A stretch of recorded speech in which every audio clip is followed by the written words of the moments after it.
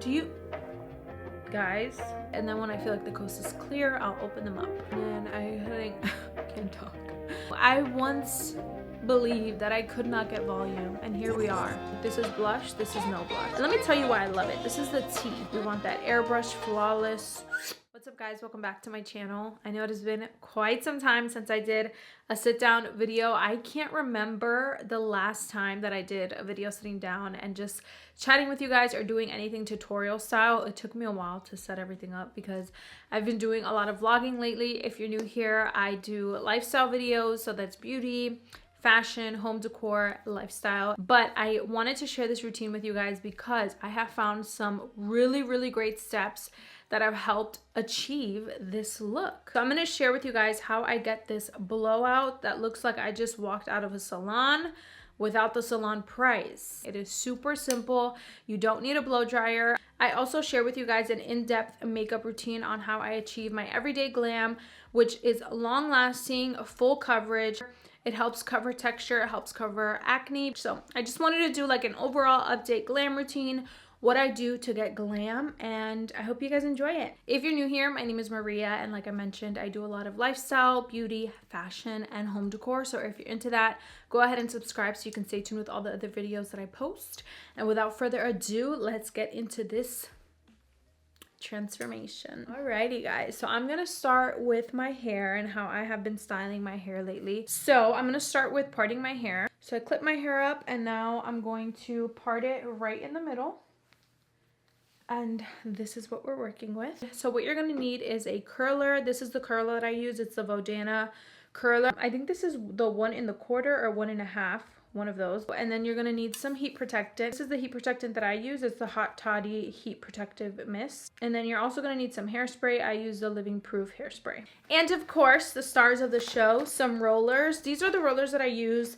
They're voluminous curl, smooth and lift rollers from Conair. I got these from Walmart. So I'm gonna start with this much of my hair, and I'm just gonna cut this in half. So it's kind of like you're dividing your hair as you go, basically. I'm going to, oh, look at me, forgetting my heat protectant. I usually do this before by section. So I'll just spray it on my ends.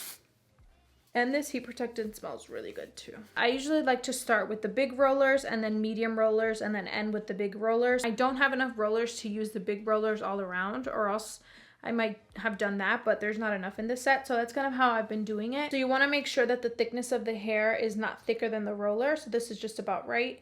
So you're gonna grab this big old piece and you're just gonna curl it. I start with the clip at the top and then I just twist like this, grab the hair over, and you're not gonna take the hair out until you get to the end. So you just keep turning because this is gonna give you like those quince curls. That's how I curl it. Very simple. You just twist it and then I let it go. I hold it. Make sure you have your roller handy because you want to roll it. You see how tight that curl is? You want to roll it as your hair is still warm. So you're gonna wrap it around and then just pull it towards your scalp. You want to make sure you're doing it nice and tight. And I like to use these clips, which I forgot to mention in the list of things you need. Just like to use it for it to keep the roller in place so that it doesn't move around. Simple enough, right? Sort of. So for this piece, I'm going to be using a smaller roller. I think this should be, yeah. So I'm going to do the same thing. I'm just going to curl this piece of hair from the root, and I literally just curl it like this. You just move the curler throughout the hair. You can leave a little bit of hair out if you want, but I usually go all the way towards the end. And sometimes you have to pull the end for it to like stay tight in the curler. And then you release your quinceañera curl. I always like to start at the end just because it's easier for me to roll inward. So I start at the end and I just make sure that the hair rolls on very tightly, and voila, see how tight it is? And then I'll take one of these little clips and just clip it on so that baby doesn't move. So you just start with the clamp on top on this side as well, and you just turn away from your scalp. And you see how I'm just keeping the hair in the clamp and releasing it a little just so I can move down the strand of hair and release. Start with the roller at the bottom and then I roll it towards my scalp and then we secure it. And on this side, I'm starting with the roller under the strand and then I'm rolling inwards. Nice and tight. And it's okay if like you end up rolling differently, like you see how this one's up here and then this one is more down low. Kind of just, you know, it varies, but at the end it'll all come together. So I'm gonna go ahead and do the same thing that I did, but the way that I'm gonna divide this part of my head, because this is like too much hair to work with, so I'm gonna divide this in half. So I'm just going to go around this way, just like that. Then this we're gonna work with later. Don't forget your heat protectant.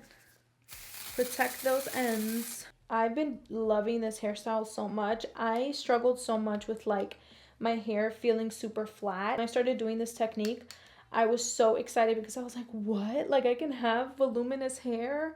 I don't have to have like this flat hair that I have. It is definitely a lot of work, so I don't do it like all the time, but I do it pretty often, and each time I do it, I'm obsessed because I literally feel like I just came from the salon and I got like a beautiful voluminous blowout. So on this side of the head, I always start with the roller on top of the hair strand and I wrap it and then I start rolling towards the scalp.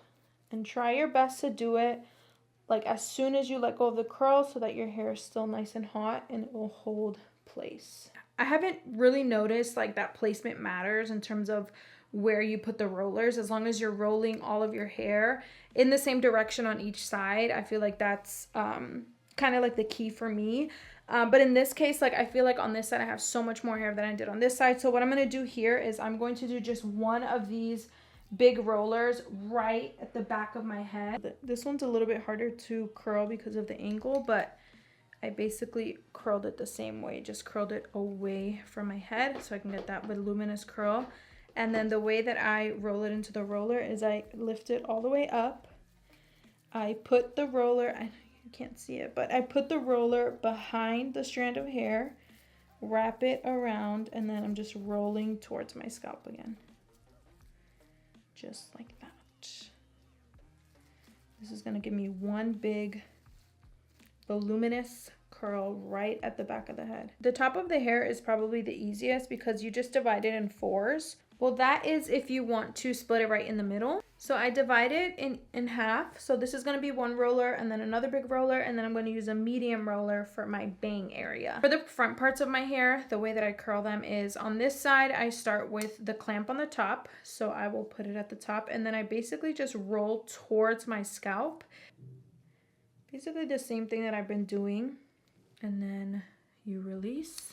And then I use the middle roller. So I start with the roller on top of the strand of hair and then I just roll towards my scalp, just like that. And then I secure it. And then I'll do the same thing on this side. Done.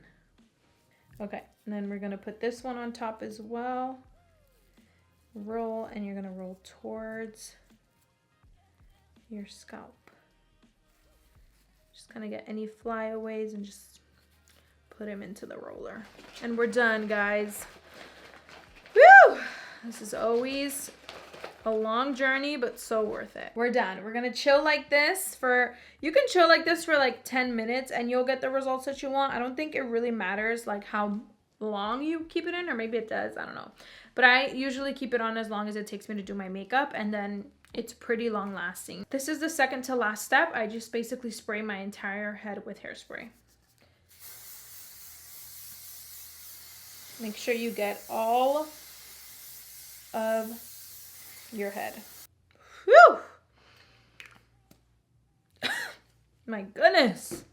All right, so hair is done. I'm gonna go ahead and move on to makeup, and I'm about to show you guys how I hide my texture, my acne, all of my blemishes. I'm gonna put you guys on a few things that I've added to my routine that are game changing. I went ahead and did my eyes and my brows off of camera because those take me forever and I didn't want to make this video super long. So I just want to focus on my base. Right now I'm struggling with combination skin. So I'm super oily right around the T-zone area, and then around here and randomly under my eyelids. I'm so dry.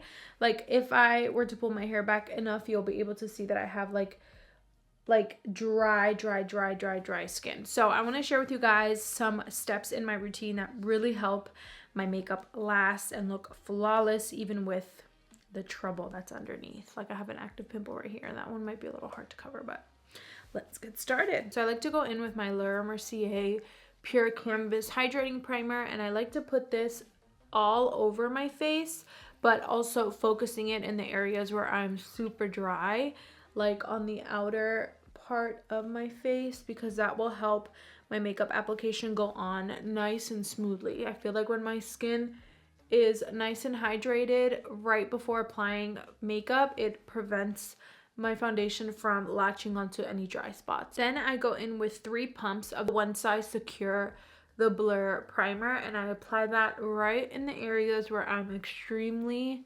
oily, which is like here, right on my nose, beside my nose, and my forehead. Now before I go on with my foundation, I go in with setting spray, and I use the One Size On Till Dawn setting spray. This is basically to set in what I just did. I feel like the key to long-lasting makeup is to set in between steps. Now it's time for foundation, and I use the Maybelline Superstay Activewear Foundation in combination with the Wet n Wild Photo Focus Foundation, and they're both matte foundations. So the main reason that I mix both of them is not necessarily for the formula, but more so for the color. The Wet n Wild one is more of a darker tone, so it helps even out the lighter tone of the Maybelline foundation. I love putting my foundation on firstly with a flat brush because I feel like it helps pack the product onto my skin better, as opposed to a beauty blender or like any sponge. I feel like that absorbs too much product up front.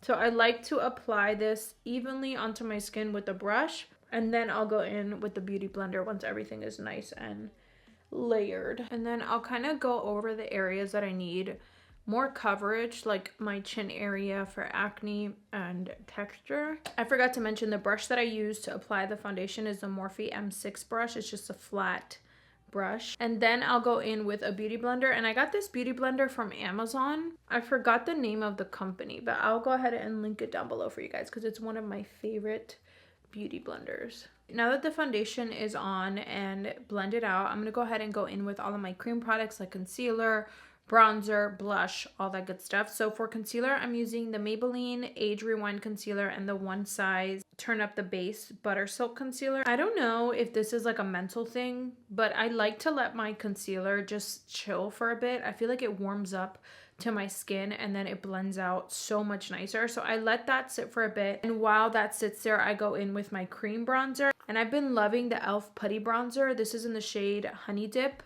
Looks like this. It's really easy to use as well. I go in with my Real Techniques Expert Face brush, and I just dab it onto my skin, and it goes on like butter. And you can already see how it's like warming up my skin, but it looks so like natural. And I'll go up into the temples and on the forehead, and I'm literally just pressing it into the skin, and it's really easy to work with. I really enjoy these putty bronzers because unlike the like cream bronzers that are like concealer consistency, I feel like these actually create a good like undertone for your powdered bronzer, as opposed to the bronzers that are like more liquidy. I feel like they kind of don't really do anything, if that makes sense. I'm gonna go in with a little bit of cream blush, and this is the Rare Beauty Cream Blush in Nearly Neutral. This is just to create the undertone for the powdered brush that we're gonna go in with, and I like to go in towards the cheek all the way in here. So similar to what I did with my foundation where I went in with a brush before I went in with a beauty blender, I'm going to do the same thing with my concealer because I feel like it helps spread my concealer and make it look a little bit more seamless. So I'm using the Morphe M707 brush. So I literally just tap like this, and I move my face and the brush, and I feel like this helps. Look at how it's like lightening up my under eyes. Whereas when I use the blender, I feel like the blender just heats up all of the product.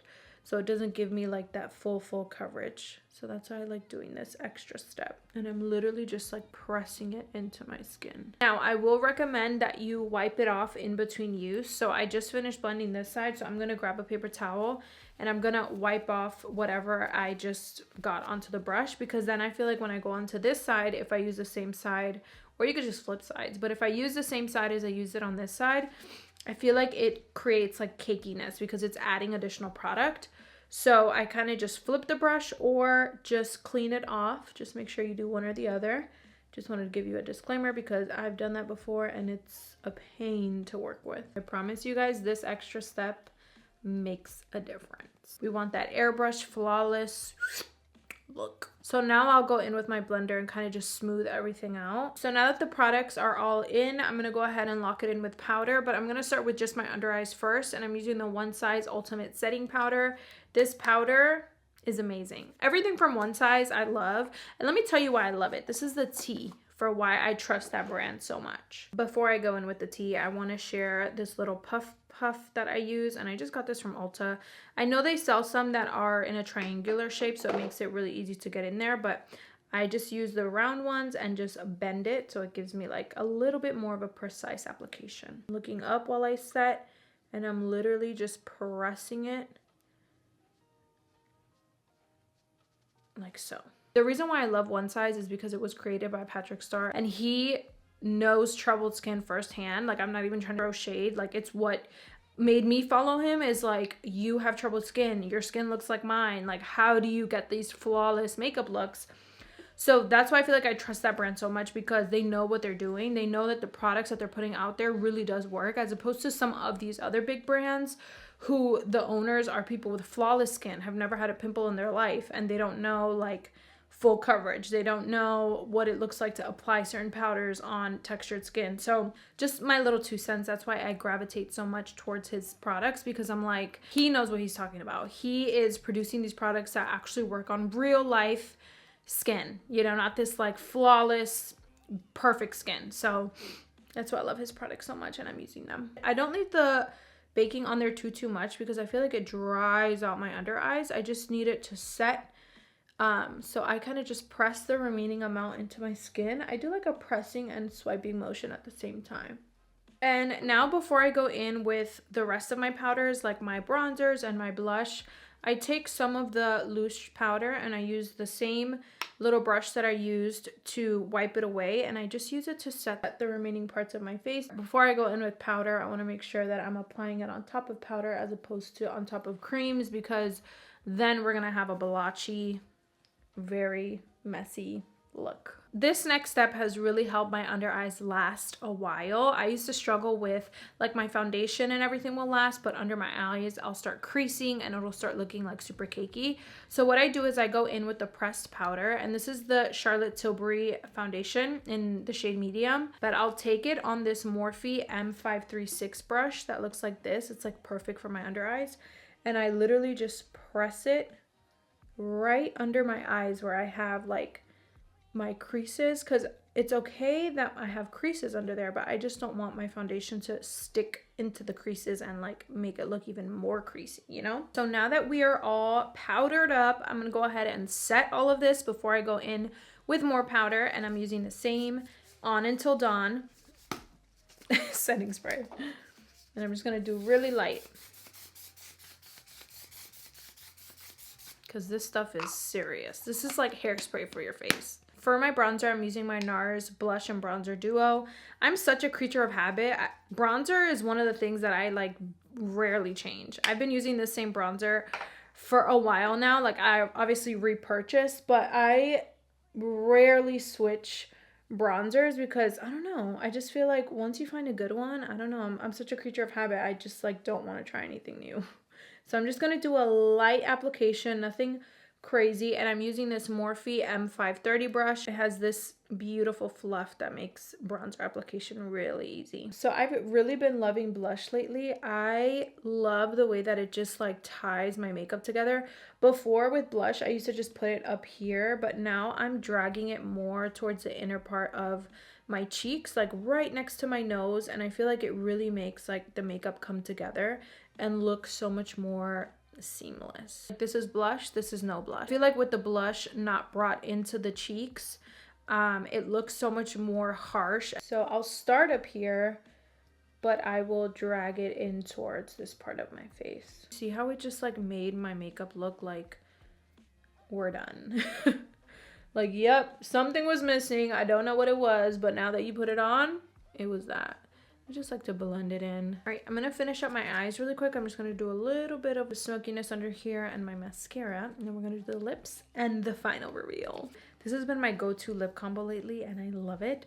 First, I start with the Jaclyn Hill lip liner in Toasty. It's a nice dark brown, and I just line my lips with it. And then I think, can't talk. I do a line in the middle, and I know this kind of looks dumb because most people would assume that it's to contour my lips, but I can't really contour my lips when I'm covering it entirely. So I just do this so it gives me a little bit of lip liner on my actual lip as opposed to just the outside of my lip. Then I go in with Maybelline's Superstay Matte Lipstick in Driver. And I only apply one layer on the bottom lip and then spread it onto the top lip because the consistency of that lipstick is... it's odd. Like, it will separate on your lips even if your lips are super hydrated. So I've learned that less is better with that type of product, but I just blend it into the liner with my finger. And I want a little bit more of a lighter shade, so I like to dab a little bit of concealer on my middle finger, like the tiniest bit, and I will use that to lighten up the lip. There it goes. That's my go-to lip combo lately. But lastly, I like to go in with some lip gloss. I've been a glossy kind of gal. I think it's because I don't use highlighter anymore. It's something that gives me like a little bit of a glow. This is Maybelline's lipstick in 002 Ice. And I just dab it. I don't smear because then it's going to get rid of my masterpiece of a lip that I just did. So I just dab. And there we go. Our glossy lip. For the last step of makeup, setting spray, of course.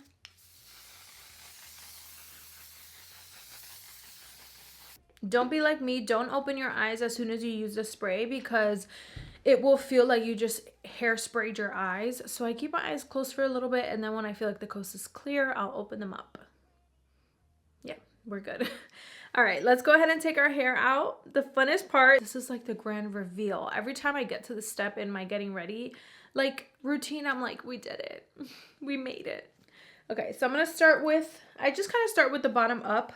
And I just unroll it in whatever direction comes naturalist. Do you see that? Do you see how it just gives you that volume? And this is just the beginning. Volume. Boom. Do you see that? Bounce. Bounce. Bounce. Okay, we're done. Sorry. I can imagine just how much more bouncy they'll be when I have larger ones to work with for like more parts of my hair. It's like you're unwrapping gifts. Like you don't really know what it is until it's unwrapped or unrolled, I should say. But you know it's gonna be great. These larger ones are my favorite because I feel like they give you... Did you see that? Yes. Yes, yes, yes, yes. Thank you. Okay. Just calm down. Because I always get so excited when doing this. Look at that. It's literally gets better with every roll. It's just like, dang. I'm thankful that I found a routine that works for me, but I'm also kind of upset because like, where has this been for all the other days of my life where I was like, oh my gosh, my hair's so flat, blah, blah, blah. I need more volume. It's been here all along. I didn't know how to channel it. Now for my favorite part, the little bangs. I love the way that blow-dried bangs look. Blow-dried bangs. So this is this side, and then we'll do this side.